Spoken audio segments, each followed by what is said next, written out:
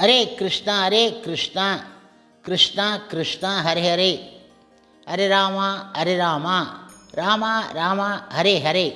குட்டி கதைகள் 95. இந்த மகாபாரத கதையில் பகவான் கிருஷ்ணர் பாண்டவர்கள் போன்று தேவர்களின் குணங்கள் சிலவற்றையும், கௌரவர்கள் போன்று அசுரர்களின் குணங்கள் சிலவற்றையும் இதில் கூறுகின்றார். முழுமுதற் கடவுள் மற்றும் பரம புருஷ பகவான் ஸ்ரீ கிருஷ்ணர் பாண்டவராகிய அர்ஜுனன் இடம் கூறினார்.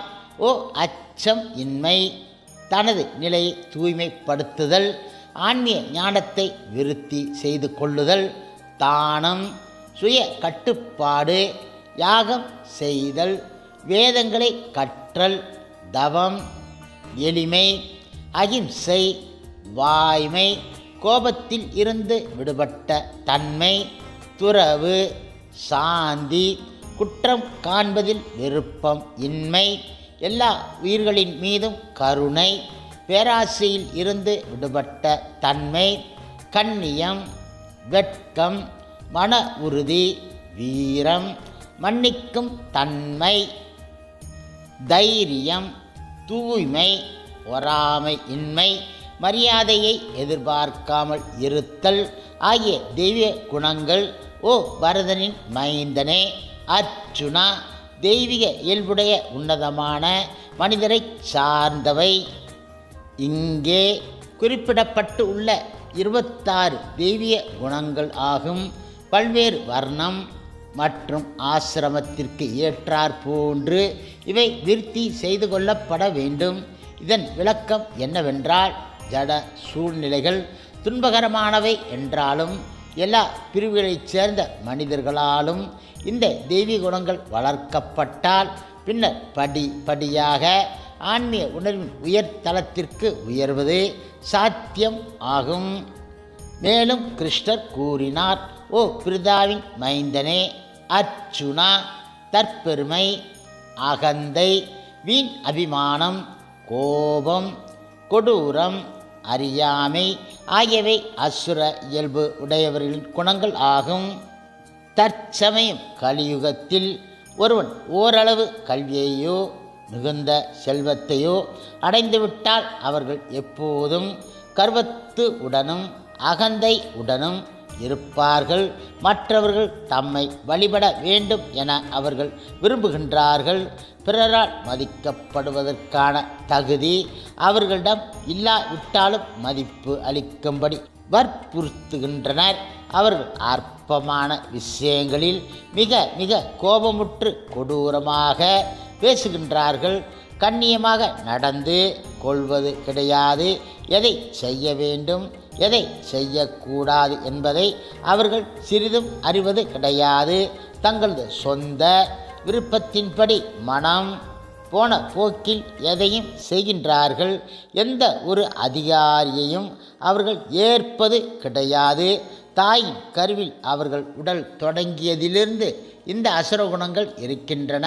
மேலும் அவர்கள் வளரும்போது இந்த குணங்களும் வளர்ந்து அமங்கலமான இந்த தன்மைகளை வெளிப்படுத்துகின்றன.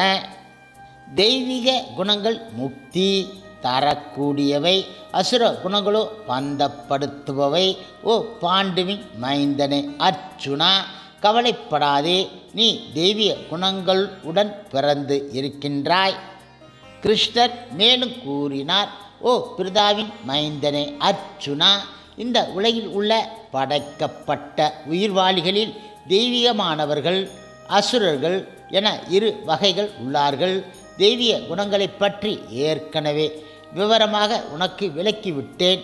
இனி அசுரர்களின் குணங்களை என்னிடமிருந்து கேட்பாயாக. கட்டுண்ட உயிர்வாளிகள் இந்த உலகில் 2 பிரிவாக பிரிக்கப்பட்டு உள்ளார்கள். தெய்வீக குணங்கள் உடன் பிறந்தவர்கள் ஒழுக்கமான வாழ்வை பின்பற்றுகின்றார்கள். அதாவது சாஸ்திர நியமங்களுக்கும் அதிகாரிகளுக்கும் ஏற்ப அவர்கள் செயல்படுகின்றார்கள். அங்கீகாரம் பெற்ற சாஸ்திரங்களின் ஒளியில் ஒருவன் கடமை ஆற்ற வேண்டும். இத்தகைய மனப்பான்மை தெய்வீகமானது என அழைக்கப்படுகின்றது.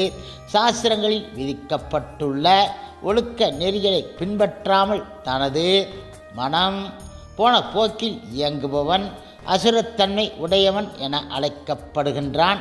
சாஸ்திரங்களின் ஒழுக்க நெறிகளுக்கு கீழ்ப்படிதல் என்பதைத் தவிர அசுரர்களையும் தேவர்களையும் நிர்ணயிப்பதற்கு வேறு எந்த ஒரு தகுதிகளும் இல்லை. இப்பொழுது அசுரத்தன்மை உடையவர்கள் என்ன செய்ய வேண்டும் என்றும் என்ன செய்யக்கூடாது என்றும் அறிவது கிடையாது. தூய்மையோ முறையான நடத்தையோ வாய்மையோ அவர்களில் காணப்படுவது கிடையாது. இந்த கலியுகத்தில் பெண்களுக்கு சுதந்திரம் கொடுக்கப்படக்கூடாது என மனு சமிதியில் தெளிவாக கூறப்பட்டு இருக்கின்றது. இதன் பொருள் பெண்களை அடிமைகளாக வைத்திருக்க வேண்டும் என்பது கிடையாது. மாறாக அவர்கள் குழந்தைகளை போன்றவர்கள். குழந்தைகளுக்கு சுதந்திரம் கொடுப்பது கிடையாது. ஆனால் அவர்கள் அடிமைகளாக இருக்க வேண்டும் என அர்த்தம் கிடையாது.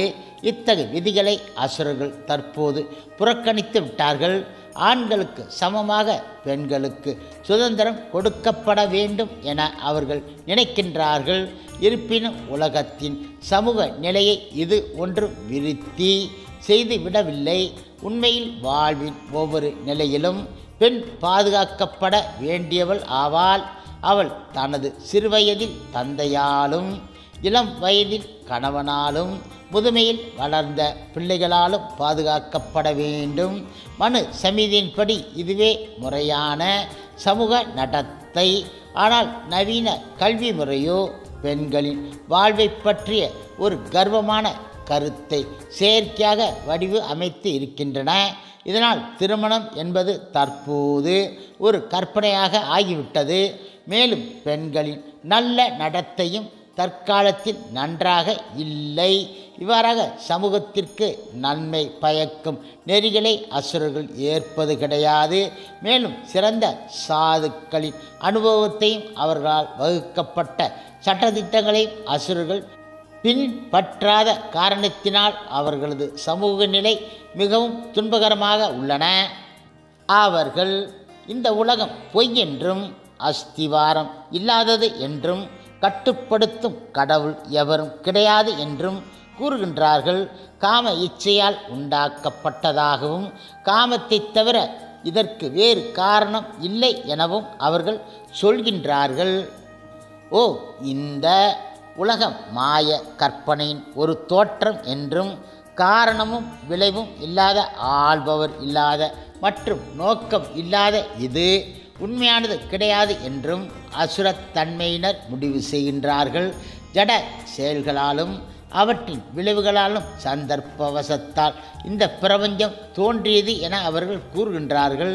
இந்த உலகம் ஒரு குறிப்பிட்ட நோக்கத்திற்காக கடவுளால் படைக்கப்பட்டது என அவர்கள் நினைப்பது கிடையாது. அவர்கள் தங்களது சுய கொள்கையை உருவாக்குகின்றார்கள். உலகம் தனது சுய வழியில் தானாகவே வந்து உள்ளது.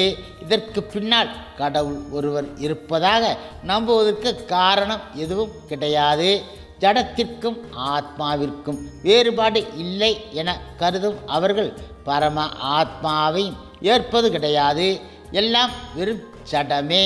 இந்த முழு பிரபஞ்சமும் மாயையின் ஒரு படைப்பே. அவர்களை பொறுத்தவரை அனைத்தும் சூன்யமாகும். மேலும் நமக்கு தோன்றும் தோற்றங்கள் யாவும் நமது பார்வையில் உள்ள அறியாமையினால் காணப்படுகின்றன. தோற்றங்களில் உள்ள எல்லா வேறுபாடுகளையும் அவர்கள் அறியாமையின் காட்சியாக எடுத்துக்கொள்கின்றார்கள். கனவில் நாம் பல்வேறு பொருட்களை படைக்கின்றோம். அவற்றிற்கு உண்மையான இருப்பு கிடையாது. விழித்து எழுந்தவுடன் நாம் கண்டது எல்லாம் கனவுதான் என்பதை அறிகின்றோம். அதுபோன்றே இந்த உலகின் படைப்புக்கள் என அவர்கள் நினைக்கின்றார்கள். ஆனால் உண்மை என்னவென்றால் வாழ்க்கை ஒரு கனவே என்று அசுரர்கள் கூறும் போதிலும் அந்த கனவை அனுபவிப்பதில் அவர்கள் மிக மிக திறமைசாலிகளாக இருக்கின்றார்கள். எனவே ஞானத்தை அடைவதற்கு பதிலாக தங்களது கனவு உலகத்தில் மேன்மேலும் அவர்கள் சிக்கிக்கொள்கின்றார்கள். ஆணுக்கும் பெண்ணுக்கும் இடையிலான உடல் உறவினால் குழந்தை பிறப்பதை போன்று எந்த ஒரு ஆத்மாவும் இன்று இந்த உலகம் தோன்றியுள்ளது எனவும் அவர்கள் முடிவு கட்டுகின்றார்கள். ஜடத்தின் கலவையினால் உயிர்வாளிகள் உண்டாக்கப்பட்டனர் என்பதும் ஆத்மா என்ற கேள்விக்கு இடமில்லை என்பதும் அவர்களது நினைப்பு ஆகும். வியர்வையில் இருந்தும் இறந்து போன உடலில் இருந்தும் காரணம் ஏதுமின்றி எவ்வாறு பல உயிரினங்கள் வெளி வருகின்றனவோ அதுபோன்று பிரபஞ்ச தோற்றத்தின் ஜட கலவையில் இருந்து முழு உலகம் வெளிவந்து உள்ளது. எனவே இந்த படைப்பிற்கு ஜட இயக்கே காரணம், வேறு எந்த காரணமும் இல்லை. பகவத்கீதையில் உள்ள கிருஷ்ணரின் வார்த்தைகளில் அவர்களுக்கு நம்பிக்கை சிறிதும் கிடையாது. இத்தகு முடிவுகளை பின்பற்றி அறிவு இல்லாதவர்களும் தம்மை இழந்தவர்களுமான அசுரர்கள் உலகத்தை அழிப்பதற்கான பலனற்ற கொடூரமான செயல்களில் ஈடுபடுகின்றார்கள். கலியுகத்தில் உலகத்தை அழிவிற்கு கொண்டு செல்லும் செயல்களில் அசுரர்கள் ஈடுபட்டு உள்ளார்கள். அவர்கள் அற்ப புத்தியுடையவர்கள் என இறைவன் இங்கே கூறுகின்றார். கடவுளை பற்றிய அறிவற்ற ஜடவாதிகள் தாங்கள் முன்னேறுவதாக நினைத்து கொண்டு இருக்கின்றார்கள். அவர்கள் புத்தி இல்லாதவர்கள், துளியும் அறிவு அற்றவர்கள். இந்த ஜட உலகை முடித்தவரை அனுபவிக்க அவர்கள் முயற்சி செய்கின்றார்கள். ஆதலால் புலன் முயற்சிக்காக ஏதேனும் ஒன்றை கண்டுபிடிப்பதில் அவர்கள் எப்பொழுதும் ஈடுபட்டு இருக்கின்றார்கள். இத்தகைய பௌதிக கண்டுபிடிப்புகள் மனித சமூகத்தின் முன்னேற்றமாக கருதப்படுகின்றன. ஆனால் அவற்றின் விளைவு மக்கள் மேன்மேலும் வன்முறையாளர்களாகவும் கொடூரம் ஆனவர்களாகவும் வளர்கின்றார்கள். மிருகங்கள் இடமும் இதர மனிதர்கள் இடமும் கொடூரமாக நடந்து கொள்கின்றார்கள். மற்றவர்கள் இடம் எவ்வாறு நடந்து கொள்ள வேண்டும் என்பதை பற்றிய அவர்களிடம் இல்லை கருத்து. மிருக வதை அசுர மக்கள் இடையே மிகவும் பரவலாக காணப்படுகின்றது. இத்தகு மக்கள் உலகின் எதிரிகளாக கருதப்படுகின்றார்கள். ஏனென்றால் எல்லோருக்கும் அழிவை கொடுக்கும் ஏதேனும் ஒன்றை இவர்கள் இறுதியில் கண்டுபிடிக்கவோ உண்டாக்கவோ செய்கின்றார்கள். உலகம் முழுவதும் தற்போது பெருமைப்பட்டு கொண்டுள்ள அணு ஆயுத கண்டுபிடிப்பினை இந்த பதம் மறைமுகமாக முன் அறிவிக்கின்றது. எப்போதும் எந்த நேரத்திலும் போர் வந்துவிடலாம். இந்த அணு ஆயுதங்கள் பெரும் நாசத்தை உண்டு பண்ணலாம். இத்தகு விஷயங்கள் உலகினை அழிப்பதற்காக மட்டுமே படைக்கப்பட்டு உள்ளன. இங்கே சுட்டிக்காட்டப்படுகின்றது. இறை உணர்வு இல்லாததால் மனித சமூகத்தில் இத்தகு ஆயுதங்கள் கண்டுபிடிக்கப்படுகின்றன. இவை உலக அமைதிக்காகவோ வளமைக்காகவோ கிடையாது. கிருஷ்ணர் மேலும் கூறினார், ஓ அசுர தன்மை உடையவர்கள், திருப்தி அடையாத காமத்திடம் தஞ்சமடைந்து கர்வம் மற்றும் பொய் கௌரவத்தின் கவர்ச்சியில் மூழ்கி மயக்கப்பட்டு உள்ளார்கள். எப்போதும் தூய்மை அற்ற விரதங்களில் ஈடுபடும் அவர்கள் நிரந்தரமற்ற பொருள்களால் கவரப்படுகின்றார்கள். அசுர மனப்பான்மை இங்கு விவரிக்கப்படுகின்றது. அசுரர்களின் காமம் என்றும் திருப்தி அடைவது கிடையாது. பௌதிக இன்பத்திற்கான திருப்தி செய்ய முடியாத தங்களது ஆசைகளை அவர்கள் மேன்மேலும் அதிகரித்து கொண்டு போவார்கள். நிரந்தரமற்ற விஷயங்களை ஏற்பதால் அவர்கள் எப்போதும் ஏக்கம் நிறைந்தவர்களாக உள்ளார்கள். இருப்பினும் மயக்கத்தினால் இத்தகு செயல்களில் தொடர்ந்து ஈடுபடுகின்றார்கள். அவர்களுக்கு அறிவு கிடையாது. தவறான வழியில் முன்னோக்கி செல்கிறோம் என்பதை காண முடியாது.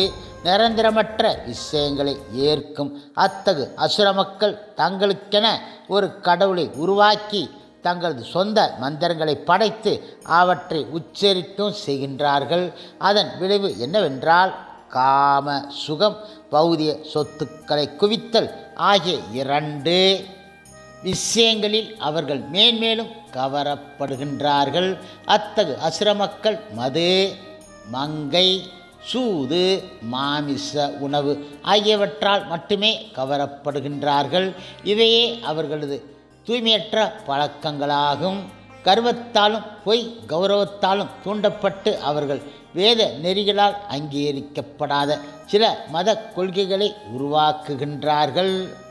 இத்தகைய அசுரர்கள் உலகத்தில் மிகவும் வெறுக்கத்தக்கவர்களாக இருந்தாலும் செயற்கையான முறைகளால் உலகம் அவர்களுக்கு ஒரு பொய்யான மரியாதை உண்டாக்குகின்றது. அவர்கள் கீழ் நிலை நோக்கி சென்றாலும் தம்மை மிக மிக முன்னேற்றம் அடைந்தவர்களாக நினைத்து கொள்கின்றார்கள். கிருஷ்ணர் மேலும் கூறினார், ஓ மனித நாகரிகத்தின் முக்கிய தேவை புலன்களை திருப்தி செய்வதே என அவர்கள் நம்புகின்றார்கள். இவ்வாறாக வாழ்வின் இறுதி வரை உள்ள அவர்களது கவலைகள் அளக்க முடியாதவை.